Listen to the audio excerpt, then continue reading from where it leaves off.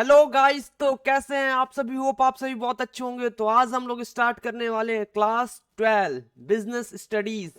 तो business studies में chapter 1 में हम लोग बहुत कुछ पढ़ चुके थे और उसके आगे आज हम लोग पढ़ने वाले हैं importance of management.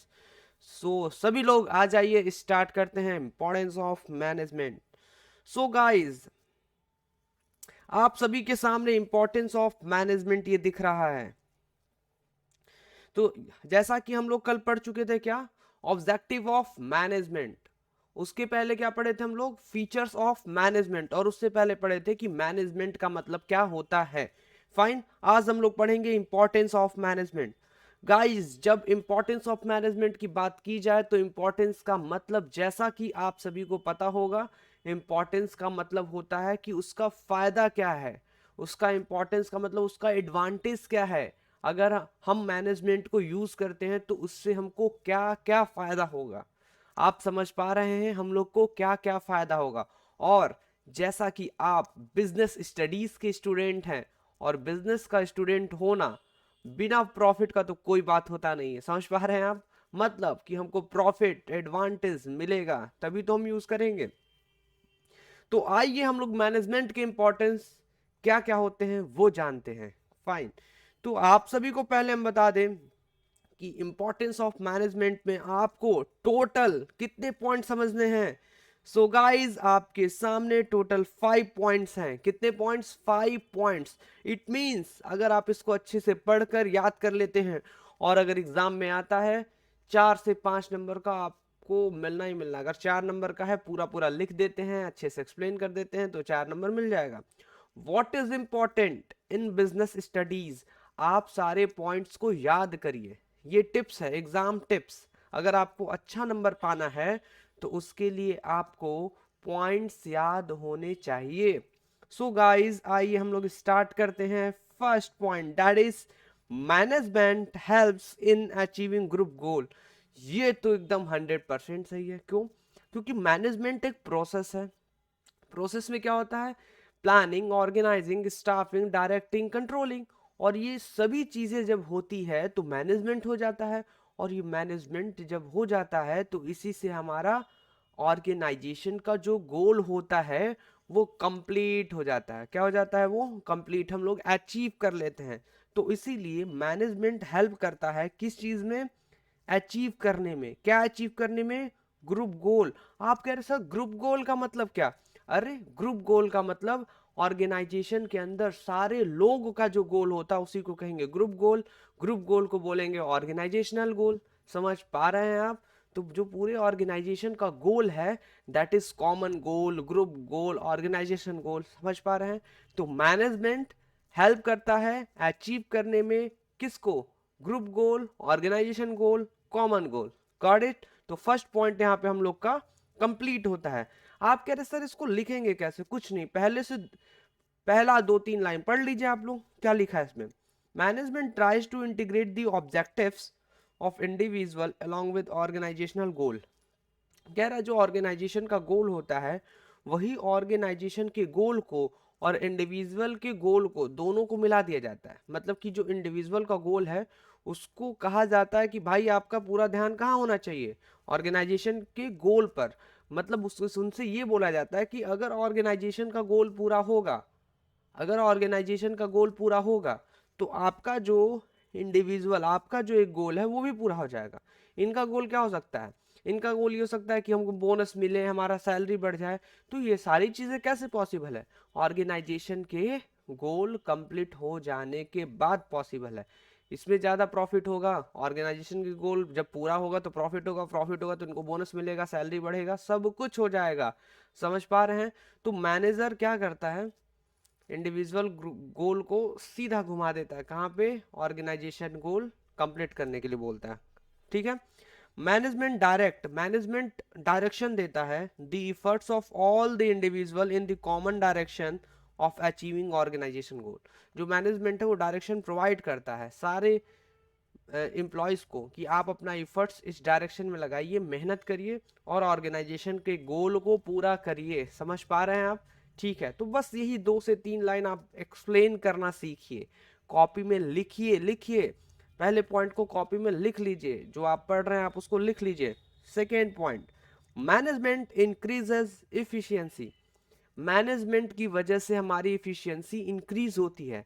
Yesterday what we studied, हम लोग कल क्या पढ़े थे? हम लोग कल पढ़े थे इफिशियंसी का मतलब होता है completion of task on time, completion of task on time with optimum utilization of resources, with optimum utilization of resources, काम समय पे पूरा हो रहा है और उसी के साथ साथ जो हमारा रिसोर्स हम उसको यूटिलाइज बहुत अच्छे से कर रहे हैं, जो हमारा कॉस्ट है वो मिनिमम कॉस्ट में हो जा रहा है, प्रोडक्शन मिनिमम कॉस्ट में प्रोडक्शन हो जा रहा है, तो उसको कहते हैं इफिशियंसी। भाई काम समय पे पूरा होना एक बड़ी बात है, और उसी के साथ साथ आप रिसोर्स को बहुत अच्छे तरीके से यूज किए हो, ऑप्टिमम यूटिलाइजेशन ऑफ रिसोर्सेस, ये भी बहुत बड़ी बात है। और उसी के साथ साथ आपका जो कॉस्ट है वो बहुत मिनिमम, बहुत कम है, तो ये भी बहुत इंपॉर्टेंट है। तो ये दोनों तीनों को मिला के कहा जाता है कि इफिशियंसी है। क्या है? इफिशियंसी है। समझ आया? तो मैनेजमेंट जो होता है, मैनेजमेंट के हेल्प से हमारी जो इफिशियंसी है वो इंक्रीज होती है। क्या होती है? इंक्रीज। आप भी इसको अंदर पढ़ लीजिए। Managers try to reduce the cost, manager कोशिश करता है इंप्रूव करता है productivity with minimum wastage of resources, जो भी बताएं आप इसमें लिख दीजिए। समझ आ रहा है? तो यहाँ पर हम लोग का सेकेंड पॉइंट क्या था? Management increases efficiency. और what is third point? Management creates a dynamic organisation. कह रहा है जो मैनेजमेंट होता है, मैनेजमेंट का सबसे इंपॉर्टेंट चीज क्या है? ये डायनेमिक एनवायरमेंट क्रिएट कर लेता है। मतलब कि जो भी बाहर इन्वायरमेंट डायनामिक चेंज हो रहा है, डायनामिक का मतलब चेंज होना, तो हमारे बिजनेस के बाहर एक्सटर्नल एनवायरमेंट जो बार बार चेंज होता है, तो उसी चेंजेस के हिसाब से ऑर्गेनाइजेशन के अंदर हम लोग मैनेजमेंट भी उसी तरीके से चेंज कर लेते हैं। फाइन। और जैसा इधर चेंज हुआ है एक्सटर्नल इन्वायरमेंट, उसी तरह हम इंटरनल इन्वायरमेंट मैनेजमेंट की हेल्प से चेंज करते हैं। और जो भी डायनामिक इन्वायरमेंट हो रहा है हम उसके साथ क्या करते हैं? मेल जोल करके चीजों को आगे बढ़ा देते हैं। तो यहाँ पे समझ आ गया कि मैनेजमेंट के हेल्प से हमारा क्या होता है? बहुत हद तक फायदा होता है। ठीक है, 1 मिनट गाइज, ये डिस्कनेक्ट पता नहीं क्यों हो गया। Let me see what happened.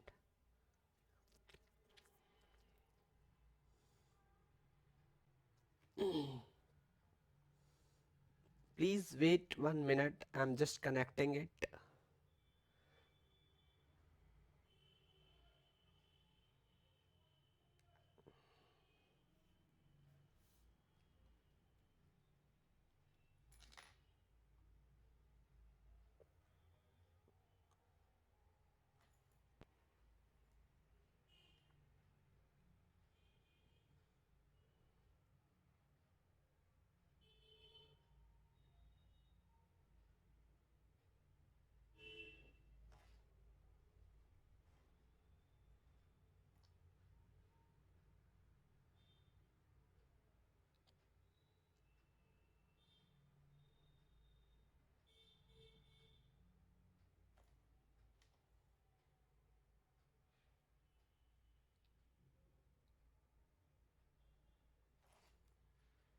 Fine. हम लोग फिर से कनेक्ट हो गए हैं। गाइस, आप लोग को समझ आ गया होगा, management creates a dynamic organisation. Organisation have to survive in dynamic environment. देखिए यहाँ पे एक्सप्लेनेशन कैसे करना है। Organisations have to survive in dynamic environment. जितने भी ऑर्गेनाइजेशन होते हैं उनको किस में सर्वाइव करना होता है? उनको डायनामिक इन्वायरमेंट में, मतलब वो इन्वायरमेंट जो बार बार चेंज हो रहा है, डायनामिक इन्वायरमेंट में उनको सर्वाइव करना होता है। Managers keep making changes. जो मैनेजर होता है वो हमेशा चेंजेस करता रहता है in the organisation to match the environmental changes. जो भी इन्वायरमेंट में चेंज हुआ है उसी के हिसाब से वो यहाँ पे भी चेंज करता रहता है कि दोनों एक साथ मैच कर सके। समझ आया? तो यही आपको बनाकर लिखना है। फाइन, थर्ड पॉइंट हम लोग का खत्म हो गया। What is fourth point in importance? Management helps in achieving personal objective. Management helps in achieving personal objective. जो मैनेजमेंट होता है, इसी मैनेजमेंट की वजह से, इसी मैनेजमेंट की हेल्प से हम लोग पर्सनल ऑब्जेक्टिव भी अचीव कर लेते हैं। आप कह रहे सर पर्सनल ऑब्जेक्टिव क्या होता है? सर अरे अभी तो हम लोग कल ही पढ़े थे personal objective.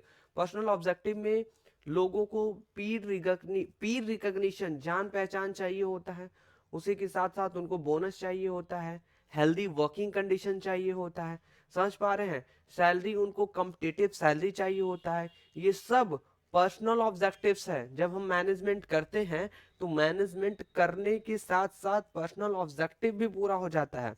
N efficient manager is the one who brings maximum prosperity for employers as well as employees. Managers lead the people in such a manner that along with organization goal, individual goal of employees also achieve. कह रहा है जो management होता है वो managers जो होते हैं वो इतने अच्छे तरीके से लोगों को लीड करते हैं कि ऑर्गेनाइजेशन गोल के साथ साथ इंडिविजुअल गोल भी क्या हो जाए, फुलफिल हो जाए। तो समझ पा रहे हैं, तो फोर्थ पॉइंट आपको याद करना है, management helps in achieving personal objective. Management helps in achieving personal objective, this is 4 point, ठीक है। और नेक्स्ट पॉइंट की तरफ बढ़ते हैं हम लोग, और that is management helps in development of society. Management helps in development of society. जो मैनेजमेंट होता है वो सोसाइटी में जो डेवलपमेंट होता है उसमें भी हेल्प्स करता है। आप इसको याद कर लीजिएगा। इसमें आप क्या क्या देखेंगे, इसमें आप यही देखेंगे, efficient management always has multiple objective, they give due importance to social obligation।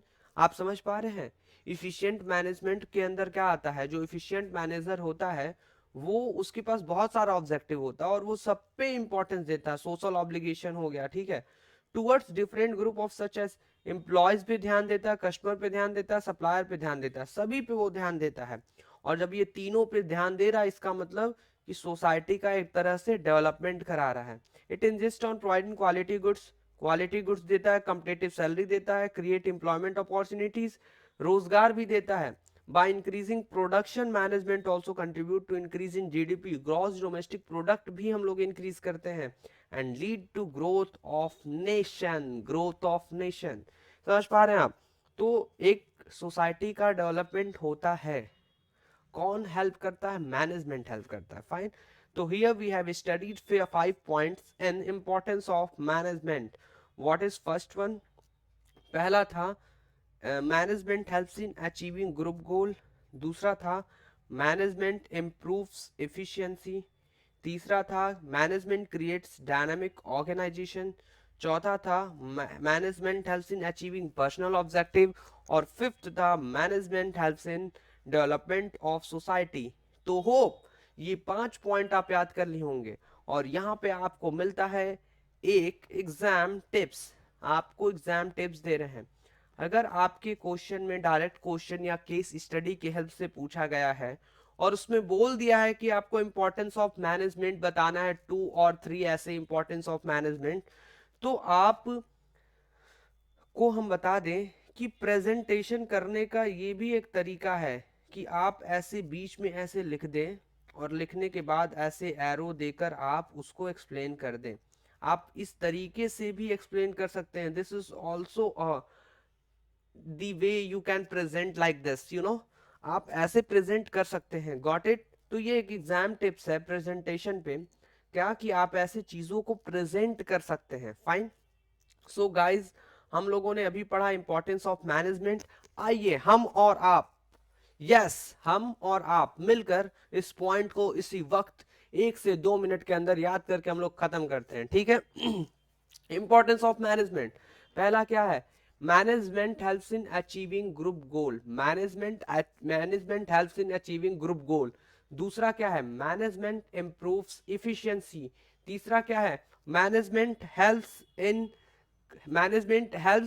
creating dynamic organization, management creates dynamic organization। Fourth क्या है, मैनेजमेंट हेल्प्स इन पर्सनल ऑब्जेक्टिव। और फिफ्थ क्या है, management helps in development of society, management helps in development of society. One more time, come on, चलिए आप भी बोलिए, हम भी बोलते हैं। हमें पता है कि आप बोल नहीं रहे हैं, बट आप बोलिए, धीरे धीरे बोलिए। स्टार्ट करें हम लोग। पहला, management helps in achieving group गोल। हमें अभी भी पता है, आप सिर्फ हमको देख रहे हैं। देखने से काम नहीं होगा, आपको बोलने से होगा। आप अपने रूम का दरवाजा बंद करिए, चिल्लाना स्टार्ट करिए, क्योंकि एग्जाम आ चुका है पास में, ठीक है।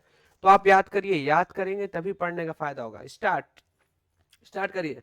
पहला पॉइंट, मैनेजमेंट। अब आप हो सकता है कि बोल रहे हैं, ठीक है। Management helps in achieving group goal, management improves efficiency, management creates dynamic organisation, management helps in achieving personal objective, management helps in development of society. So fine, यहां पे हम लोग को 5 याद हो गए होंगे, ठीक है। इसको 2-4 बार आप और याद कर सकते हैं, बोल बोलकर लिख लिख के याद कर लीजिए। पॉज कर दीजिए 1-2 मिनट का, याद करिए, फिर आगे बढ़िए। 1-1 मिनट में याद होता है चीजें, 1 से 2 मिनट में। फाइन, आप सभी को हम बता दें, यहाँ पे देखिए दिया हुआ है कीवर्ड्स, ठीक है। तो इस कीवर्ड्स के हेल्प से आप ऐसे इतना एक एक लाइन भी कोशिश कर कर अगर इतना लिखते हैं आप, ठीक है, तो आपको बहुत हद तक बहुत अच्छा नंबर मिल जाएगा, ठीक है। कीवर्ड्स है। सो गाइस, जैसा कि हम लोगों ने अभी इंपॉर्टेंस ऑफ मैनेजमेंट कंप्लीट किया है, और उसी के बेसिस पे आपके सामने ये है एमसीक्यूज और केस स्टडी। जैसा कि मैं आपसे प्रॉमिस किया था केस स्टडी बताऊंगा, तो आ जाइए केस स्टडी पढ़ने के लिए। केस स्टडी में पहला लिखा है, on introduction of any changes in the organizations, all employees hesitate to accept changes। समझ पा रहे हैं आप? जब ऑर्गेनाइजेशन में कोई चेंजेस आया और उसको इंट्रोडक्शन दिया गया कि हाँ ये चेंजेस आएगा, तो ऑल एम्प्लॉयज हेजिटेट, सारे एम्प्लॉयज हेजिटेट, घबरा रहे थे उस चेंजेस को एक्सेप्ट करने के लिए। मैनेजर्स कन्विंस, मैनेजर सभी को कन्विंस करता है, सारे एम्प्लॉयज को, और गाइड करता है कि आप अडॉप्ट करिए ये चेंजेस को, इस चेंजेस को आप अडॉप्ट करिए विलिंगली, इसको चाहिए, इसको अडॉप्ट करना चाहेंगे तब होगा, अपने मन से इसको एक्सेप्ट करिए, अडॉप्ट करिए। तो this is related to which importance of management, आपसे अच्छा कौन जानता है, आप ही बताइए। कि ये डायनेमिक इन्वायरमेंट है, इन्वायरमेंट चेंज हो रहा था, और उसी इन्वायरमेंट के हिसाब से मैनेजर कह रहा है कि इसको चेंजेस को अडॉप्ट करिए, इस चेंजेस को अडॉप्ट करिए, इंट्रोडक्शन जो किया था, जो भी चेंजेस है। तो हमें तो लग रहा है ये सी वाला होगा, क्योंकि management creates a dynamic organisation. जो भी एक्सटर्नल एनवायरनमेंट चेंज होता है, मैनेजर उसी हिसाब से चेंजेस अपने ऑर्गेनाइजेशन में अडॉप्ट करवा लेता है या करता है, ठीक है। तो ये एक नंबर आपको यहाँ पे मिल सकता है। What is second case study? ABC Limited is running a chain of fast food restaurant in India. India में फास्ट फूड रेस्टोरेंट है, ठीक है। The business was flourishing, but over last 2 years they observed that the revenue and the profit is declining। सोचिए, 2 साल में ये observe किया गया कि रेवेन्यू और प्रॉफिट डिक्लाइन, कम हो रहा है। The management observe that with the entry of new fast food chains from across the world, the people are shifting to these restaurants। ये बोल रहा है इसमें कि कौन ध्यान देता है, इसमें लिखा है जो मैनेजमेंट है वो ऑब्जर्व करता है कि नए नए फास्ट फूड चेन हैं वो हमारे फ्रॉम अक्रॉस द वर्ल्ड, पूरे वर्ल्ड से आ रहे हैं, और सारे लोग उसमें शिफ्ट हो रहे हैं, उस रेस्टोरेंट पे शिफ्ट हो रहे हैं, ठीक है। So the management plan to add new variety of food items in their menu. और जो मैनेजमेंट है वो सोचा कि चलो नए नए फूड को अपने मेन्यू में क्या करें, ऐड करें। So that they sent their efficient employees abroad. और वो क्या करता, अपने इफिशिएंट एम्प्लॉयज को अब्रॉड भेज देता है for training and imported machines to maintain the quality of food. सोचिए, अपने एम्प्लॉयज को कहाँ भेज दिया, ट्रेनिंग के लिए, कहाँ, वो भी अब्रॉड में, और कहा वहां से मशीन को हम इम्पोर्ट करेंगे और मेंटेन करेंगे, मेंटेन किस पे करेंगे, क्वालिटी ऑफ फूड पे। The company make sure only fresh food is serve to their customers. वो कंपनी किस चीज पे ध्यान दे रही है कि हम अपने कस्टमर को फ्रेश फूड देंगे, क्या देंगे, fresh food. So at night they distribute left over food in nearby slum area. समझ पा रहा है आप, कह रहा है कि रात में हम लोग स्लम एरिया में जाएंगे और जितना भी फूड बचा होगा उसको हम डिस्ट्रीब्यूट कर देंगे। To increase profit margin the supervisors take special care that there is minimum wastage and maximum utilisation of resources. समझ पा रहे हैं, इसमें लिखा है कि कम से कम वेस्ट करेंगे और ज्यादा से ज्यादा रिसोर्स को यूटिलाइज करेंगे, मैक्सिमम यूटिलाइजेशन ऑफ रिसोर्सेज। कौन बोलता है ये? सुपरवाइजर इस चीज का ध्यान रख रहा है। Identify the 3 points of importance of the above para by quoting lines. देखिए ये कह रहा है कि लाइन को कोट करिए और उस लाइन को बताइए कि ये किस इंपॉर्टेंस में आता है। ठीक है, कह रहा है 3 पॉइंट्स बताइए, importance, points of importance from above para by quoting line. समझ आया? आपको लाइन भी कोट करना है और लाइन कोट करने के साथ साथ आपको ये भी बताना है कि वो लाइन जो है कौन सा इंपॉर्टेंस ऑफ मैनेजमेंट है। तो जहां तक मैं आपको बता दूं, सबसे बढ़िया चीज ये है कि जहां भी लिखा था ट्रेनिंग, ये ट्रेनिंग दिख रहा है, एक एम्प्लॉयज जो होता है, एक एम्प्लॉयज को अगर ट्रेनिंग मिल रहा है मतलब उसका पर्सनल ऑब्जेक्टिव पूरा हो रहा है। तो यहाँ पे जो लिखा हुआ है, क्या आप ऐसे लिख सकते हैं कि एम्प्लॉयज एब्रॉड, क्या लिखा है, हाँ, sent their efficient employees abroad for training. ये जो लाइन है, ये लाइन, इस लाइन को हम लिखेंगे पर्सनल ऑब्जेक्टिव। ठीक है, पर्सनल ऑब्जेक्टिव। इसके बाद आगे लिखा हुआ है important machines to maintain the quality of food. ये देखिए दूसरा लाइन जो है उसको डायनेमिक, डायनेमिक भी बोल सकते हैं कि बाहर का एनवायरनमेंट चेंज हो रहा है। ठीक है, कौन सा? यही imported machine to maintain the quality of food. ये जो क्वालिटी ऑफ फूड है ये सोशल ऑब्जेक्टिव में भी आ सकता है। अगर क्वालिटी ऑफ फूड है तो सोशल में भी आ सकता है और डायनेमिक इन्वायरमेंट भी हो सकता है। ठीक है, आगे लिखा the company make sure only fresh food is serve to their customer. बहुत अच्छा। So at night they distribute left over food in nearby slum area. जो ये स्लम एरिया में बांट रहे हैं इसको, ये पूरे लाइन को हम बोलना चाहते हैं कि ये सोशल ऑब्जेक्टिव कंप्लीट कर रहे हैं। क्या कंप्लीट कर रहे हैं? Social objective. तो इसको लिख सकते हैं क्या कि management helps in achieving social objective. ठीक है, आगे लिखा to increase profit margin the supervisor take care special care that is there is a minimum wastage and maximum utilisation of resources. इसका मतलब यही है कि कहीं आपका इफिशियंट करके आया था, अगर इफिशियंट करके आया था तो वो भी यहाँ पे हो जाएगा। हाँ, मैनेजमेंट इंक्रीजेस इफिशियंसी, ये दिख रहा है, मैनेजमेंट इंक्रीजेस एफिशिएंसी। तो उसी मैनेजमेंट के अंदर जो सुपरवाइजर है वो किस चीज का स्पेशल केयर कर रहा है कि मिनिमम वेस्टेज, कम से कम वेस्टेज हो और ज्यादा से ज्यादा यूटिलाइजेशन हो। समझ आ रहा है? तो हम इस लाइन को बोलना चाहते हैं कि मैनेजमेंट इंक्रीजेस इफिशियंसी, ये इफिशियंसी है।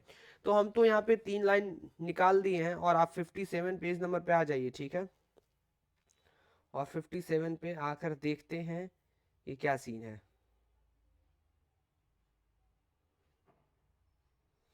57 पेज नंबर, चलिए हमें लग रहा है यही है। ये देखिए, इसमें दूसरा हम लोग कर रहे थे, पहला तो डायनेमिक ऑर्गेनाइजेशन बताए थे। Management creates a dynamic organise manager plan to add new variety of food. देखिए हम बोले थे ना, नए वेराइटी ऑफ फूड मेन्यू में क्या करना है? ऐड करना है। ये बताए थे ना, न्यू वेराइटी ऑफ फूड। तो न्यू वेराइटी ऑफ फूड क्या हुआ? डायनेमिक ऑर्गेनाइजेशन लिखे थे ऊपर। Management helps in achieving personal objective. Management sent, देखिए वही लाइन उठाया हुआ है, management sent their efficient employed abroad for training. ये personal objective, management helps in achieving personal objective. और थर्ड पॉइंट क्या है? Management increase efficiency. सुपरवाइजर, देखिए जो सोचिए, सोचिए आप सोचिए कि अगर आप बहुत अच्छे से टॉपिक को पढ़ रहे हैं तो केस स्टडी नथिंग, कुछ भी नहीं है। Case study is nothing, nothing sir. ये देखिए जो भी आप ऊपर पढ़े थे उसी के बेसिस पे केस स्टडी को पढ़ते हैं और हम लोग उस लाइन को निकाल लेते हैं। जैसा जैसा मैं आपको ऊपर बताया हूं वैसा वैसा यहाँ पर है। समझ पा रहे हैं? Case study is so simple, case study is easy, और हम लोग को पाना है 80 में 80। इसलिए आप लोग मेरे साथ साथ पढ़ते रहिए, चीजों को याद करते रहिए। ठीक है, एक मिनट रुकिए, इधर निशान थोड़ा सा लगा दिया जाए कि पता चल सके कि हाँ हमको इसी पेज पे आना है। ठीक है, तो आइए हम लोग थोड़ा सा आगे बढ़ते हैं और आगे बढ़ने के साथ साथ ये देखिए, सो गाइस आपका यहाँ पे खत्म होता है केस स्टडी। अगेन तो हेलो गाइस, तो कैसे हैं आप सभी? होप आप सभी बहुत अच्छे होंगे। तो आइए हम लोग स्टार्ट करते हैं nature of management. So guys, हम लोग बहुत खुश हैं इंपॉर्टेंस ऑफ मैनेजमेंट के साथ साथ हम लोगों ने केस स्टडी भी सॉल्व किया। और क्या केस स्टडी था! एक केस स्टडी में तीन तीन इंपॉर्टेंस ऑफ मैनेजमेंट हम लोगों ने खोज के निकाला। ठीक है, सो आइए हम लोग पढ़ते हैं nature of management. So guys, सबसे पहली बात, ये जो नेचर लिखा हुआ है हम लोग को बस नेचर नेचर समझते हैं। देखिए, नेचर का मतलब ये है कि किसी के बारे में बात करना, किसी के बारे में जानना, पढ़ना, देखना, किसी के बारे में कि वो कैसा है। ठीक है, उसके बारे में देखना कि वो कैसा है, उसी को हम क्या कह सकते हैं? नेचर। जैसे एग्जाम्पल, आपके क्लास में अगर बोला जा रहा है कि एक लड़का क्लासरूम में आता है, वो बहुत सीधा है, शांति से बैठता है, बहुत तेज है, तो लगभग लगभग आप समझ लेंगे कि हाँ, किस लड़के के बारे में बात किया जा रहा है। उसके नेचर के बारे में अगर हम लोग बता रहे हैं तो उस नेचर से आप उस लड़के को पकड़ लेंगे कि भाई सबसे सीधा। तो वो आगे वो जो उसका राम नाम है ना, राम, ठीक है, वो राम है जो सबसे आगे बैठता है, वो बहुत सीधा है, वो बहुत तेज है, बहुत ज्यादा नंबर पाता है, टॉप करता है क्लास में, वह फर्स्ट आता है। मतलब उसके कुछ कुछ नेचर से हम लोग क्या कर लेंगे, कुछ नेचर बताएंगे और तुरंत आप पकड़ लेंगे, अरे आप तो राम के बारे में बात कर रहे हैं सर। क्लियर है? तो मतलब यहाँ पे हम लोग नेचर ये सीखने वाले हैं कि नेचर ऑफ मैनेजमेंट के अंदर जो मैनेजमेंट है, मैनेजमेंट क्या साइंस की तरह है? मैनेजमेंट का जो नेचर है क्या वो साइंस की तरह है? साइंस की तरह नेचर है उसका। मैनेजमेंट साइंस के बाद आइए देखते हैं मैनेजमेंट एज अ साइंस। देखना है कि नहीं है, मैनेजमेंट जो है वो साइंस है कि नहीं है। उसके बाद हम लोग को देखना है मैनेजमेंट आर्ट है कि नहीं है। और उसके बाद देखना हम लोग को कि मैनेजमेंट प्रोफेशन है कि नहीं है। क्या देखना हम लोग को? मैनेजमेंट प्रोफेशन है कि नहीं है। ठीक है, तो आइए हम लोग स्टार्ट करते हैं क्या, यही मैनेजमेंट एज अ साइंस। देखिए, सबसे पहला nature of management. Nature of management के अंदर सबसे पहले आपको ये समझना है कि मैनेजमेंट एज अ साइंस। क्या समझना हम लोग को? Management as a science. ठीक है, देखिए सबसे पहली बात हम आपको बता दें, मैनेजमेंट एज अ साइंस आपको समझना है कि जो मैनेजमेंट है वो साइंस की तरह है कि नहीं। तो मैनेजमेंट साइंस की तरह है, ये देखने के लिए आपको सबसे पहले समझना होगा कि व्हाट इज साइंस। ये साइंस क्या होता है, जो साइंस है वो क्या होता है। तब तो हम लोग ये साइंस और ये मैनेजमेंट दोनों कंपेयर करेंगे। मतलब कि पहले आप साइंस को समझ लीजिए, इस साइंस को समझने के बाद इस साइंस के फीचर्स को और इस मैनेजमेंट के फीचर्स को कंपेयर कर लीजिएगा। अगर मैनेजमेंट का फीचर्स साइंस का फीचर्स मिलता है तो हम लोग कह देंगे मैनेजमेंट साइंस है। अगर मैनेजमेंट का फीचर्स और साइंस का फीचर्स नहीं मिलता है तो हम लोग क्या बोलेंगे? मैनेजमेंट साइंस की तरह नहीं है, नहीं है। समझ पा रहे हैं आप लोग? So guys, what we have to learn first, we have to know that what is mean by science. Science क्या होता है? तो आइए हम लोग थोड़ा थोड़ा ऊपर से समझ लेते हैं। Science can be defined as systematic and organised body of knowledge. कह रहा है साइंस का मतलब कि एक सिस्टमेटिक तरीके से और उसमें एक बुक होता है, ऑर्गेनाइज्ड बॉडी ऑफ नॉलेज। तो ऑर्गेनाइज्ड बॉडी ऑफ नॉलेज को मतलब हम लोग बुक मान लेते हैं। साइंस को कह रहा है कि डिफाइन किया जा सकता है एक सिस्टमेटिक तरीका, एक सिस्टमेटिक बुक होता है जिसमें नॉलेज होता है बेस्ड ऑन, जो भी वो बुक होता है, बॉडी ऑफ नॉलेज जो होता है वो किसके बेस पे रहता है? बेस्ड ऑन लॉजिकल, उसके अंदर logically observe finding facts and event. उसके अंदर लॉजिकल लॉजिकल बात किया जाता है, लॉजिकली होता है, लॉजिकली ऑब्जर्व फाइंडिंग। मतलब हम लोग जो भी बात करते हैं उसको ऑब्जर्व करके, फाइंड करके, लॉजिक तरीके से हम उसमें लिखते हैं, दिखाते हैं।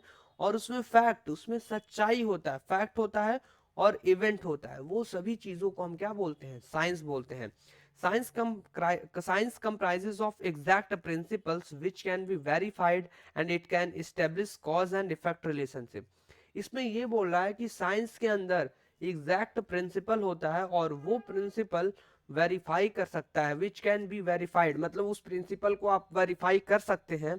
And it can establish cause and effect relationship, science के अंदर कॉज एंड इफेक्ट रिलेशनशिप होता है, मतलब कि कुछ भी इफेक्ट हो रहा है तो उस इफेक्ट होने के पीछे कारण क्या है वो साइंस बता देता है, ठीक है। जैसे एग्जांपल, छोटा सा एग्जांपल, ये है कैनन, कैनन का कैप है जो, ठीक है, ये कैनन का कैप या कोई भी ऐसा चीज अगर आप ऊपर से गिराते हैं तो ये देखिए ऐसे नीचे गिरा, समझ आ रहा है, ये देखिए ये ऊपर से ऐसे गिरा है तो नीचे गिरा, तो ये क्या क्यों गिर रहा है ऊपर से, भाई ग्रेविटेशनल फोर्स अट्रैक्ट कर रहा है, ऊपर से ऐसे गिरा है तो ग्रेविटेशनल फोर्स अट्रैक्ट कर रहा है, यही हुआ।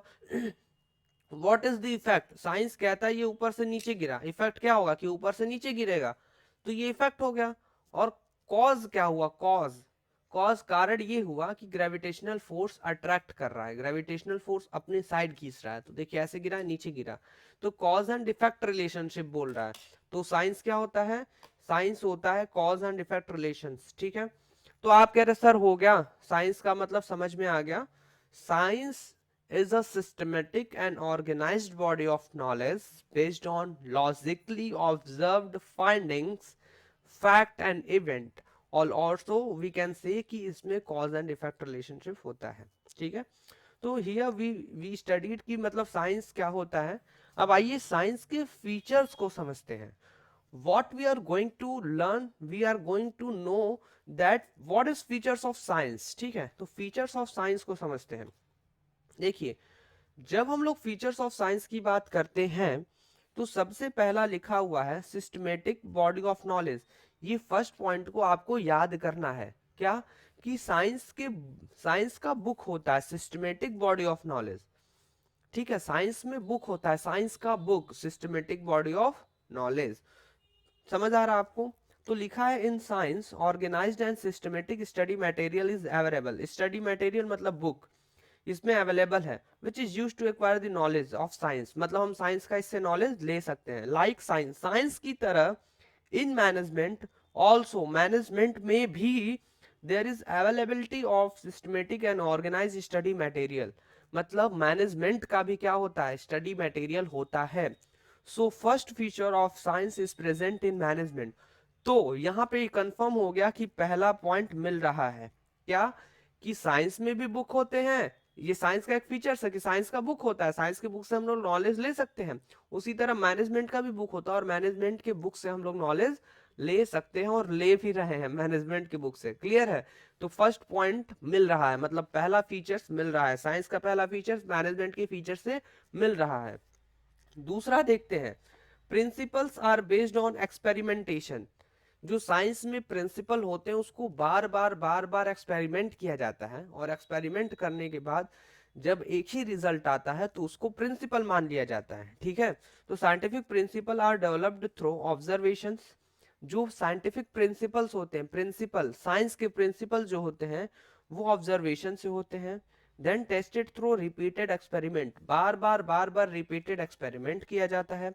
दी management principle are also developed through observation, और उसी के साथ साथ जो मैनेजमेंट का प्रिंसिपल होता है उसमें भी ऑब्जर्वेशन होता है, एक्सपेरिमेंट होता है, बट ये देखिए but since management deal with human being, जो मैनेजमेंट होता है वो किससे डील करता है, ह्यूमन बीइंग पे एक्सपेरिमेंट कर रहा है, and human behaviour can not be accurately predicted, और एक ह्यूमन के बिहेवियर को हम एक्यूरेट पहले से प्रेडिक्ट नहीं कर सकते, पता नहीं लगा सकते हैं। This features of science is partially present, आधा प्रेजेंट आधा नहीं प्रेजेंट, मतलब यहाँ पे हम लोग इसको नंबर दे दिए 0.5 और इसको दे दिए 1, ये पूरा मिल रहा है तो 1 नंबर, ये आधा मिल रहा है तो 0.5, ऐसे हंसी मजाक के लिए, ठीक है। कह रहे ये आधा आधा है, आधा आधा मतलब थोड़ा है थोड़ा नहीं है। थर्ड में आते हैं यूनिवर्सल वैलिडिटी, साइंटिफिक प्रिंसिपल जो साइंस के प्रिंसिपल होते हैं have universal application and validity, पूरे यूनिवर्स में मतलब पूरे वर्ल्ड में ऐसे मान सकते हैं हर देश में यही साइंस यही अप्लाई होता है, ठीक है, इसका जो एप्लीकेशन है यूनिवर्सल है। और आगे क्या लिखा, management principle are not exact like scientific principles और their application and use is not universal, यहाँ पे जो हम मैनेजमेंट पढ़ रहे हैं वहाँ बाहर हो सकता है नहीं बनाया पढ़ाया जाता होगा, तो जो हम लोग मैनेजमेंट यहाँ पढ़ रहे हैं बाहर कहीं और पढ़ाया जाता है, किसी और तरीके से अप्लाई किया जाता है, उनका तरीका अलग है, हमारा तरीका अलग है, ठीक है। हम लोग सिचुएशन के हिसाब से चीज़ों को मॉडिफाई कर सकते हैं, सिचुएशन के हिसाब से क्या कर सकते हैं, हम लोग मॉडिफाई कर सकते हैं, वो लोग मॉडिफाई कर सकते हैं, दूसरे देश के लोग, ठीक है। तो सब मिलाकर ये कि ये तीसरा पॉइंट नहीं मिल रहा है। So this features of science is not present in management. अब आप बात समझ रहे हैं, टोटल 3 पॉइंट था, मतलब 1 2 3 3 था ना हमारा, पहला ये, दूसरा ये, तीसरा नीचे, सबसे नीचे। अब इस तीनों पॉइंट में, अब इस तीनों पॉइंट पे एक मिल रहा है, सबसे नीचे वाला नहीं मिल रहा है, बीच वाला है जो आधा मिल रहा है, आधा नहीं मिल रहा है। मतलब क्या, लगभग आधा साइंस है, आधा नहीं है। तो वह कंक्लूजन आइए देख लेते हैं क्या बोला जा रहा है। On comparing the features of science with management we find that one features of science is present in management whereas two are not present. एक प्रेजेंट है, दो प्रेजेंट नहीं है, मतलब इसको भी नहीं माना गया है, ये भी नहीं है, कट, ठीक है। So management can not be considered pure और एग्जैक्ट साइंस। तो मैनेजमेंट को हम लोग प्योर साइंस नहीं बोलेंगे, एग्जैक्ट साइंस नहीं बोलेंगे, but we can call it, हम लोग इसको बोल सकते हैं as an inexact science और सोशल साइंस। क्या बोल सकते हैं हम लोग, इन एग्जैक्ट साइंस और सोशल साइंस। तो आप एक काम करिए, ये कंक्लूजन ही आप प्रॉपर तरीके से देख लीजिए, और एग्जाम में अगर आया नेचर की है कि नहीं है, तो ये कंक्लूजन ही आपको लिखना बहुत जरूरी है। और 3 पॉइंट को लिखकर अंदर आपको अपने हिसाब से एक्सप्लेन करना बहुत जरूरी है। तो गाइस हम लोग खत्म कर चुके हैं management as a science, as an science. तो आप बताइए, मैनेजमेंट जो मैनेजमेंट एज अ साइंस है, तो इस मैनेजमेंट एज अ साइंस में अगर आपसे कोई क्वेश्चन पूछता है कि क्या मैनेजमेंट साइंस है, तो आपको बोलना है कि नहीं, मैनेजमेंट प्योर साइंस नहीं है, मैनेजमेंट एग्जैक्ट साइंस नहीं है, पर हम लोग मैनेजमेंट को इन एग्जैक्ट साइंस बोल सकते हैं और मैनेजमेंट को सोशल साइंस बोल सकते हैं। मैनेजमेंट को इन एग्जैक्ट साइंस बोल सकते हैं और मैनेजमेंट को सोशल साइंस बोल सकते हैं। क्लियर है, फाइन। सो गाइस आ जाइए, हम लोग नेक्स्ट पढ़ेंगे मैनेजमेंट एज एन आर्ट। क्या पढ़ेंगे हम लोग next, management as an art. सबसे पहले हम लोग समझेंगे कि आर्ट जो होता है, आर्ट का मतलब क्या होता है। Art can be defined as systematic body. Art को हम क्या कर सकते हैं, आर्ट को हम लोग बोल सकते हैं कि आर्ट के अंदर सिस्टमेटिक बॉडी ऑफ नॉलेज रहता है, और उसमें उसी के साथ साथ विच रिक्वायर्स स्किल्स की जरूरत होती है, क्रिएटिविटी की जरूरत होती है, प्रैक्टिस की जरूरत होती है परफेक्शन लाने के लिए। आप समझ पा रहे हैं, आपको स्किल्स की जरूरत है, आपको क्रिएटिविटी की जरूरत है, आपको प्रैक्टिस की जरूरत है परफेक्शन लाने के लिए। तो आर्ट में क्या होता है, एक बुक होता है, वो बुक से आप पढ़ लीजिए, सीख लीजिए चीजों को, पर आपको ज्यादा से ज्यादा आपको प्रैक्टिस करना होगा, क्रिएटिविटी लगाना होगा। आपके पास वो एक स्किल्स होना चाहिए कि आप वो बहुत अच्छे से वो आर्ट जान रहे हैं, कला जान रहे हैं, ठीक है। तो आइए, तो कला मतलब आर्ट का मतलब क्या, art can be defined as systematic body of knowledge which requires skills, creativity and practice to get perfection. ये एक लाइन आप याद कर लीजिए, इसको लिख दीजिएगा कि आर्ट का मतलब क्या होता है, ठीक है। सो अगेन हम लोग आज हम लोग क्या पढ़ने वाले हैं, आर्ट के फीचर्स मैनेजमेंट के फीचर्स को कंपेयर करेंगे। अगर मिला सारा तो आर्ट है, नहीं मिला तो आर्ट नहीं है, ठीक है। आइए, पहला कह रहा है सिस्टमेटिक बॉडी ऑफ नॉलेज। इसमें थ्योरेटिकल नॉलेज होता है, आर्ट में होता है, तो हम कह रहे जब आर्ट में हाँ होता है, ठीक है। तो आर्ट में आर्ट का बुक होता है, जैसे डिफरेंट रागाज, सारे गामा पा ऐसे करके जो रागाज होते हैं, वो अवेलेबल है म्यूजिक में, आर्ट में, तो उसके बुक्स होते हैं, ठीक है। तो मैनेजमेंट के भी बुक्स होते हैं, हाँ। तो जब मैनेजमेंट के भी बुक्स हुए, आर्ट के भी बुक्स हुए, मतलब पहला क्या हुआ, पहला वाला मिल रहा है, तो फर्स्ट पॉइंट मिल रहा है कि हाँ इसके बुक होते हैं, ठीक है, लिखा है। So this features of art is present in management also, पहला तो मिल रहा है। दूसरा क्या लिखा है, पर्सनलाइज्ड एप्लीकेशन में कह रहा है in the field of art only theoretical knowledge is not enough. जब आप आर्ट की बात करेंगे तो थ्योरेटिकल नॉलेज के साथ साथ, मतलब थ्योरेटिकल नॉलेज ही काफी नहीं है, उसी के साथ साथ every artist must have personal skills. उसी आप जो भी थ्योरेटिकल नॉलेज सीखे हैं, आपको अपना एक पर्सनल स्किल्स, क्रिएटिविटी अप्लाई करना होता है उसी नॉलेज में। जो भी आप नॉलेज सीखे हैं, उसी नॉलेज के साथ साथ आपको अपना क्रिएटिविटी और उसी के साथ साथ पर्सनल स्किल्स आपको उसमें अप्लाई करना होता है। For example, all musicians learn same ragas, जितने भी म्यूजिशियंस हैं वो सेम रागाज क्या करते हैं, सीखते हैं, बट दे अप्लाई दीज रागाज according to their personal skill, और उस रागाज को अपने पर्सनल स्किल्स के हिसाब से, क्रिएटिविटी के हिसाब से, विच मेक देम डिफरेंट, अलग बनाता है। ठीक है, जैसे अभी हम आपसे बोलेंगे कि कुछ सिंगर के नाम लीजिए, ठीक है, तो आप अलग अलग, अरिजीत सिंह हो गया, ठीक है, अलग अलग लेंगे ना आप, अलग अलग सिंगर के नाम। हमारे देखिए, हमारे में किसका नाम आया, अरिजीत सिंह, आ रहा समझ में। फिर उसके बाद बहुत सारे सिंगर हैं, आप लोग नाम ले लीजिए, हम एक का ले लिए अरिजीत सिंह। ठीक है, आगे लिखा है in management also all manager learn same management. Management में भी क्या होता है, सेम मैनेजमेंट हम लोग याद, मतलब थ्योरी पढ़ लेते हैं, प्रिंसिपल पढ़ लेते हैं, but their efficiency depend on how well they use this principle under different situation. हम ही लोग अलग अलग प्रिंसिपल, मैनेजमेंट प्रिंसिपल पढ़ लिए, मैनेजमेंट क्या होता है वो पढ़ लिए, पूरा मैनेजमेंट पढ़ लिए, प्रोसेस पढ़ लिए, हम लोग थ्योरेटिकल पढ़ लेते हैं, बट उसको अप्लाई करने के लिए अलग अलग लोग अपने तरीके से अप्लाई करते हैं। ठीक है, अलग अलग पर्सनल स्किल्स और अपने अपने क्रिएटिविटी से अप्लाई करते हैं। So this features of art is also present in management. इसका फीचर्स भी मिल रहा है, तो मतलब पहला भी मिल गया, दूसरा भी मिल गया। आइए तीसरा देखते हैं, based on practice and creativity. ज्यादा से ज्यादा प्रैक्टिस और ज्यादा से ज्यादा क्रिएटिविटी दिखाना होता है किसमें, आर्ट में। तो लिखा है कि आर्टिस्ट को क्या रिक्वायर होती है, regular practice to become more fine and perfect. Without practice artist lose their perfection. Art requires creativity, practice artist must add creativity to theoretical knowledge. है जो भी वो याद किया है, same way the experience manager also improve the managerial skills efficiency. कह रहा है कि आर्ट में आपको ज्यादा से ज्यादा क्रिएटिविटी प्रैक्टिस करना होगा कि आप परफेक्शन में रहें। उसी के साथ साथ लिखा हुआ है इसमें कि जो मैनेजमेंट होता है, मैनेजमेंट में भी हमको प्रैक्टिस करना होता है, मैनेजरियल स्किल्स और एफिशिएंसी पे हम लोग को हमेशा ध्यान देना होता है और इसको इम्प्रूव करना रहता है, प्रैक्टिस करना होता है। So this features of art is also present is management. आप लोग थर्ड पॉइंट भी खत्म कर चुके हैं और यहाँ पे हम लोग को कंफर्म हो गया कि तीनों पॉइंट मिल रहा है, तीनों फीचर्स मिल रहे हैं आर्ट के साइंस से। तो कंक्लूजन आइए देख लेते हैं। On comparing the features of art with management we find all the features of art are present in management, so we can call management as an art of getting the things done by others. Management क्या है, art है। Management as an art, management art है। ठीक है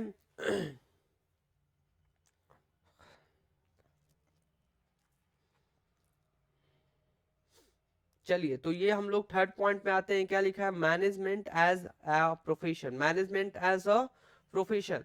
सो guys हम लोग को यहाँ पे पढ़ना है कि मैनेजमेंट प्रोफेशन कैसा है।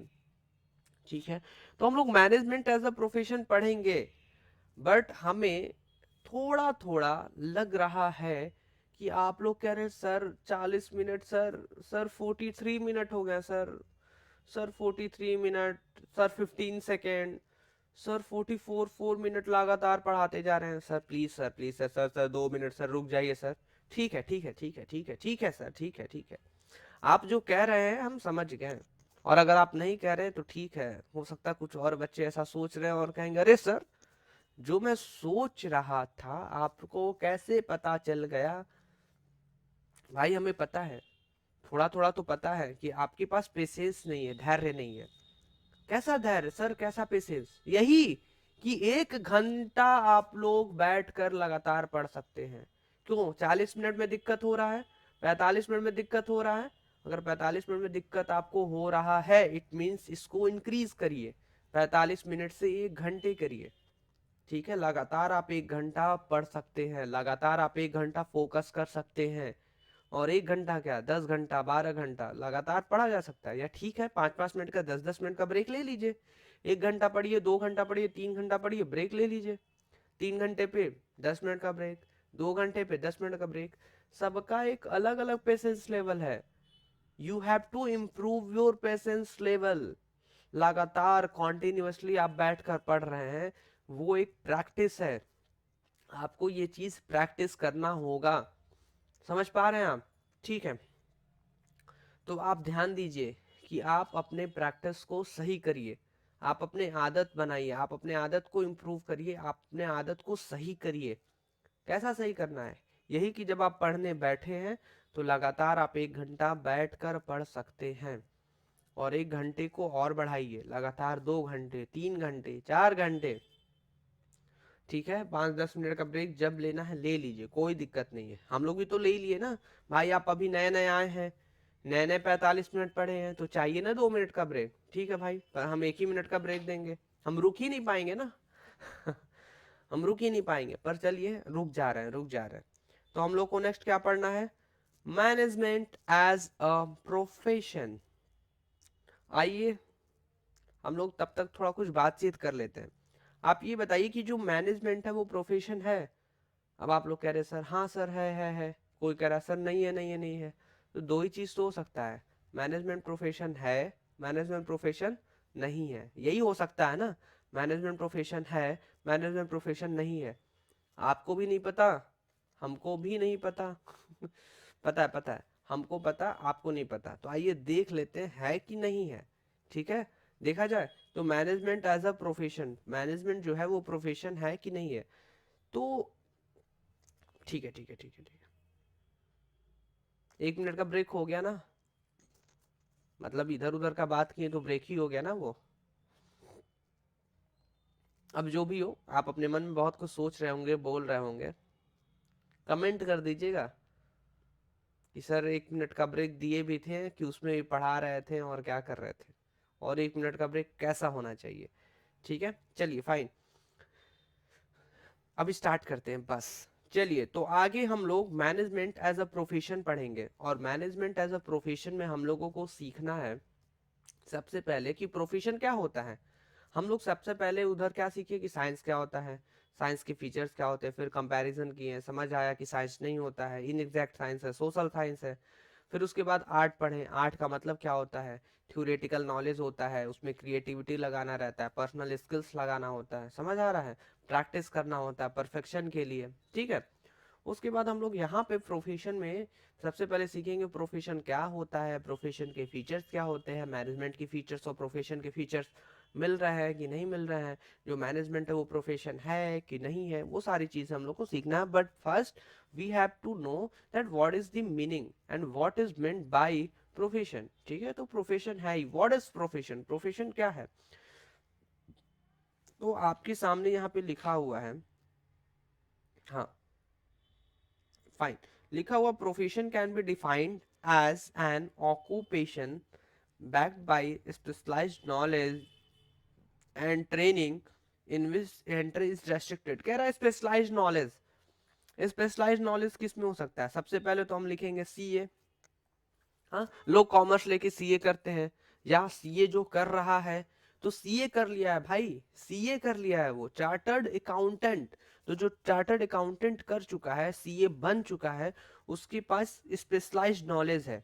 तो जिसके पास स्पेशलाइज्ड नॉलेज रहता है वो कुछ ट्रेनिंग कर लेता है, सीए के अंदर सीए आर्टिकलशिप ट्रेनिंग होता है, समझ पा रहे, तो उसको क्या बोलेंगे हम लोग, प्रोफेशन।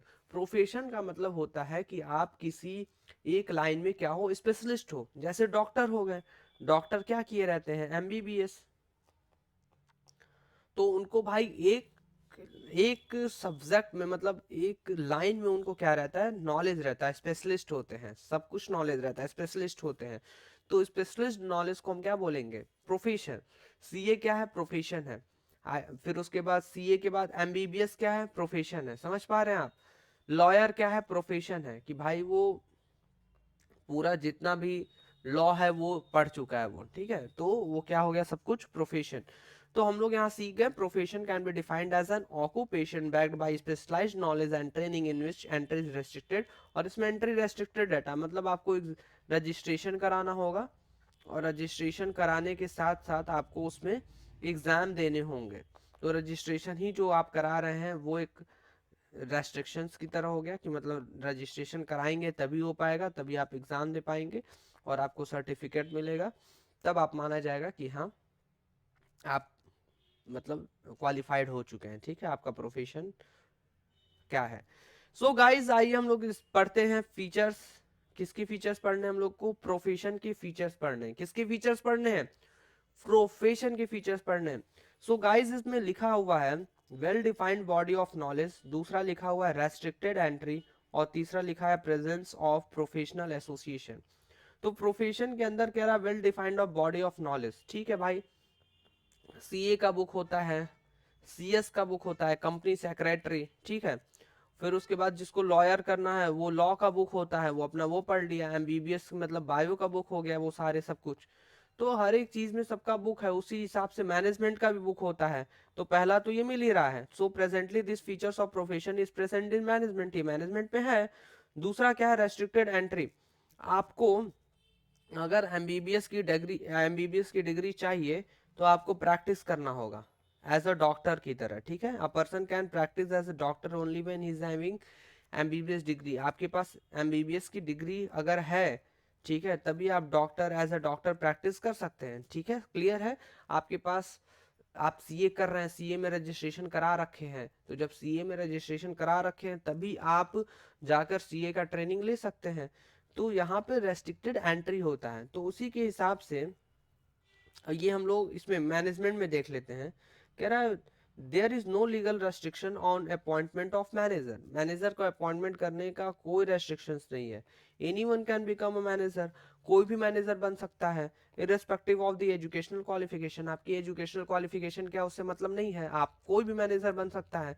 जैसे एग्जाम्पल, हमारा हैप्पी कॉमर्स इंस्टीट्यूट ये चला रहे हैं, अब हैप्पी कॉमर्स इंस्टीट्यूट में हम अपने आप को मैनेजर बना लिए, हम ही मैनेजर हैं, हम मैनेज करेंगे, ठीक है भाई। तो हम कौन सा क्वालिफिकेशन लाकर अपने आप को दिखा रहे हैं कि या हमको फुलफिल करना, कुछ नहीं भाई। हमको इसमें क्वालिफिकेशन की जरूरत नहीं है, हमारे पास स्किल्स हैं, हम चीज़ों को मैनेज कर सकते हैं। हम मैनेजर बन गए, बात खत्म, हम मैनेज कर रहे हैं अपने हैप्पी कॉमर्स इंस्टीट्यूट को। क्लियर है, फाइन। सो आइए हम लोग आगे बढ़ते हैं और देखते हैं। So presently this feature of profession is not present in management, ठीक है। ये जो फीचर्स अभी नहीं है और आगे लिखा है कि ये बाद में इंक्लूड हो सकता है, ठीक है। तीसरे में क्या लिखा है, प्रेजेंस ऑफ प्रोफेशनल एसोसिएशंस। देखिए इसमें अलग अलग संस्था होती है, जैसे सीए के लिए होता है the institute of chartered accountant of India, तो ICAI। सीएस कंपनी सेक्रेटरी के लिए भी होता है the institute of company secretary of India, ICSI। क्या होता है, ICSI, ठीक है, होता है। बट आप समझिए कि अगर हमको मैनेजमेंट करना है, मतलब मैनेजर बनने के लिए जो मैनेजमेंट का पढ़ाई करना है, in case of management various management association are set up at national and international level which have some membership rules and set of ethical code. For example, AIMA New Delhi, National Institute of Personnel Management Kolkata. But legally, ये ध्यान दीजिए, but legally it is not compulsory for manager to become a part of the order. जिसको manager बनना है जरूरी नहीं है कि आपको रजिस्ट्रेशन कराना है, बट जिसको CA CS MBA sorry CA CS MBBS जिसको करना है उसको कंपलसरी है कि आपको संस्था से रजिस्ट्रेशन कराना है। जैसे सीए करना है तो आईसीएआई से, सीएस करना है तो आईसीएसआई से, और अगर आपको लॉयर बनना है तो बार काउंसिल ऑफ इंडिया से आपको रजिस्टर्ड कराना होगा। अगर ठीक है, जो डॉक्टर हैं उनको किससे कराना होगा, मेडिकल काउंसिल ऑफ इंडिया से, उनका एसोसिएशन है उनमें उनको रजिस्टर कराना होगा। तो समझ पा रहे हैं, तीसरा क्या है, प्रेजेंट नहीं है। So presently this feature of profession is not present is management, very soon वो इंक्लूड हो जाएगा, वो एक अलग बात है। फोर में लिखा है एग्जिस्टेंस ऑफ एथिकल कोड। क्या है, एग्जिस्टेंस ऑफ एथिकल कोड, मतलब कि जो प्रोफेशन है उस प्रोफेशन में एक इथिकल कोड होता है। क्या होता है, ethical code. For every profession there are set of ethical code fixed by profession organisation. जो भी प्रोफेशनल ऑर्गेनाइजेशन होते हैं वो एक अपना इथिकल कोड फिक्स किए होते हैं and are binding on all professionals so that of that profession, और वो लोग बाइंड रहते हैं उससे। In case of management there is a growing emphasis of in ethical behaviour of manager. All India Management Association have devised a code of conduct for Indian managers. Indian managers के लिए वो भी एक code दे रखा है। क्या दे रखा है, कौन दे रखा है, AIMA। बट लीगल तरीके से it is not compulsory for all the manager to get registered with AIMA। कोई भी लीगल तरीके से रजिस्ट्रेशन मतलब कराना नहीं कराना कंपल्सरी नहीं है। So presently this feature of profession is not present, ये भी नहीं है, ठीक है। और फिफ्थ क्या है, सर्विस मोटिव। देखिए जो प्रोफेशनल्स होते हैं उनका जो सर्विस मतलब उनका जो मोटिव रहता है वो क्या होता है, क्लाइंट को सर्व करना होता है, सर्विस देना होता है, ठीक है। Whereas basic purpose of management, पर हम लोग मैनेजमेंट क्यों करते हैं, management is achievement of management goal. हम मैनेजमेंट करते हैं मैनेजमेंट गोल के लिए। For a business organisation the goal can be profit maximisation. भाई हम बिजनेस कर रहे हैं, हम बिजनेस में मैनेजर बने हुए, हम चीजों को मैनेज कर रहे हैं। हम मैनेज क्यों कर रहे हैं? हमको प्रॉफिट कमाना है। बट जो डॉक्टर है वो पेशेंट को सर्विस दे रहा है, सर्व कर रहा है, उनको ध्यान दे रहा है। ठीक है, तो वो एक तरह बात को समझिए, जो डॉक्टर बन गया है वो सर्विस देने के लिए बन गया है, सर्विस वो देगा। ठीक है, उनका जो सर्विस मोटिव ही रहता है, उनका जो मोटिव रहेगा क्या होगा? सर्विस देना रहेगा। और हम लोग प्रॉफिट प्रॉफिट प्रॉफिट बात करेंगे। जो मैनेजर्स होते हैं, मतलब हम लोग मैनेजर्स, जैसे बिजनेस जो कर रहा है, तो बिजनेस करने में जो मैनेजर्स होते हैं वो पूरा प्रॉफिट पे ध्यान दें। तो सब मिलाकर so presently this feature of profession is not present, ये भी नहीं प्रेजेंट है। तो एक भी, ये भी नहीं प्रेजेंट था, कुछ नहीं प्रेजेंट है भाई। ये भी नहीं प्रेजेंट, फिफ्थ भी नहीं प्रेजेंट है, फोर्थ भी नहीं प्रेजेंट है, थर्ड भी नहीं प्रेजेंट है, बस पहला और दूसरा प्रेजेंट था। अरे ये भी नहीं था, मतलब ये भी नहीं है, बस पहला था। तो सब मिलाकर कंक्लूजन तो आप लोग समझ ही गए होंगे। ठीक है, अभी क्या है, कंपेयर करने पे हम लोग को यही है कि है नहीं, पर management is on the path of becoming profession. हाँ, उस रास्ते पे है, बन सकता है, पर अभी नहीं है। हेलो गाइस, तो कैसे हैं आप सभी? होप आप सभी बहुत अच्छे होंगे। आज मैं जानता हूं कि आप बहुत खुश हैं। क्यों? क्योंकि आप नेचर ऑफ मैनेजमेंट बहुत अच्छे तरीके से समझ गए हैं। सारे पॉइंट्स को आप याद कर लीजिएगा, आप याद नहीं किए हैं, फाइन। और आपको हम बता दें नेचर ऑफ मैनेजमेंट में क्या क्या हम लोग पढ़े। Management as a science, management as an art और मैनेजमेंट एज अ प्रोफेशन। ये हम आपको होमवर्क दे देते हैं, आप लोग उसको देख लीजिएगा, छोटा सा लिखा हुआ था। तो यहाँ पे हम लोग का नेचर ऑफ मैनेजमेंट खत्म होता है। और आइए हम लोग बढ़ते हैं आगे, एमसीक्यू और केस स्टडीज, बस यही पढ़ेंगे आज के लेक्चर में। हम लोग बस यही पढ़ेंगे, ठीक है, इसको कवर अप करेंगे। तो पहला लिखा है, in order to become a lawyer one has to register himself as a member of Bar Council of India, which feature of profession being reveal. और इसमें प्रोफेशन का कौन सा फीचर्स रिवील कर रहा है, आप ही बताइए।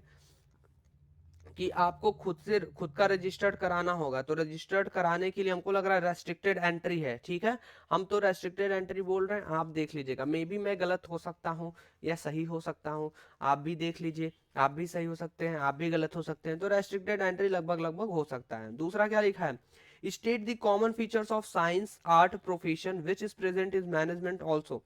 कह रहा है कि कॉमन फीचर्स साइंस आर्ट और प्रोफेशन का बताइए, जो मतलब ये साइंस में भी था, आर्ट में भी था, प्रोफेशन में भी था। वो कौन सा कॉमन फीचर्स है? ये तो हमको याद है कि तीनों प्रोफेशन में बुक होते हैं, सिस्टमेटिक बॉडी ऑफ नॉलेज। तो ये सिस्टमेटिक बॉडी ऑफ नॉलेज, ये आंसर एकदम धड़ाक से सीधा हेडशॉट, हेडशॉट। ठीक है, अगर आप ये पूरा लेक्चर देख लिए और आपको मजा आया होगा, अरे सर सेकंड वाले पे हेडशॉट है सर, कमेंट करिए हेडशॉट। ठीक है, हेडशॉट मारिए, हेडशॉट, खड़ाक से नहीं, systematic of body of knowledge, खड़ाक सर, ये सही है। तीसरा क्या है, management has evolve like a discipline, there are number of books on management. Students are learning from these books various principles and theories of management. But all students of MBA do not become successful only by learning these principles. The success depend upon creative application. कह रहा है कि आप MBA का पढ़ाई कर रहे हैं, आप मैनेजमेंट को सीख रहे हैं, पढ़ रहे हैं, जान रहे हैं, पर सभी लोग सक्सेस नहीं हैं। पर आपका सक्सेस डिपेंड कर सकता है क्रिएटिव एप्लीकेशन पे। आप क्रिएटिविटी लगा रहे हैं, अलग अलग तरीके से अप्लाई कर रहे हैं ऑफ दीज प्रिंसिपल्स, इस प्रिंसिपल को।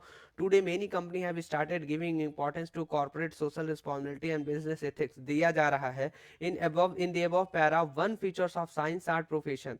साइंस का भी बताइए, आर्ट का भी बताइए, प्रोफेशन का भी बताइए। ईच आर गिवन, मतलब ऊपर जो दिया गया है, identify each one of them by quoting line. कह रहा है कि लाइन को कोट करिए और उसका क्या बताइए, आप फीचर्स बताइए कि कौन से साइंस के फीचर्स, आर्ट के फीचर्स, प्रोफेशन के फीचर्स। तो देखिए इसमें जहां तक लग रहा है, student learn from this various books and theories of management. देखिए सबसे पहला तो हमें इसमें ये लग रहा है कि क्रिएटिव एप्लीकेशन। तो अगर success depend on creative application, इसको उठा लें तो ये हो जाएगा मैनेजमेंट एज एन आर्ट, मतलब वो मतलब आर्ट वाला है। ठीक है, आर्ट की तरह। और आगे लिखा है कि इंपॉर्टेंस दे रहे हैं कॉर्पोरेट सोशल रिस्पॉन्सिबिलिटी और बिजनेस एथिक्स को। तो बिजनेस एथिक्स को दिया जा रहा है और सोशल रिस्पॉन्सिबिलिटी को। बिजनेस एथिक्स और सोशल रिस्पॉन्सिबिलिटी ये प्रोफेशन हो सकता है, प्रोफेशन। हाँ, बिजनेस एथिक्स और सोशल रिस्पॉन्सिबिलिटी ये प्रोफेशन हो सकता है। ठीक है, और क्या है, और ऊपर भी क्या लिखा था, मैनेजमेंट है जो लाइक डिसिप्लिन, इसमें डिसिप्लिन है। तो साइंस का है, there are number of books of management learning from this various principle. ये देखिए various principles and theories of management है, ये हम लोग इसको किसको बोल सकते हैं कि साइंस का फीचर्स है। मतलब सब मिलाकर ये कि लाइन को कोट करना है और एग्जाम देना है, ठीक है। तो एक काम करते हैं हम लोग, आइए देख ही लेते हैं नीचे कि इसका आंसर क्या लिख दिया है। 57 पे बोला है और 57 है, ये पेज नंबर हो सकता है।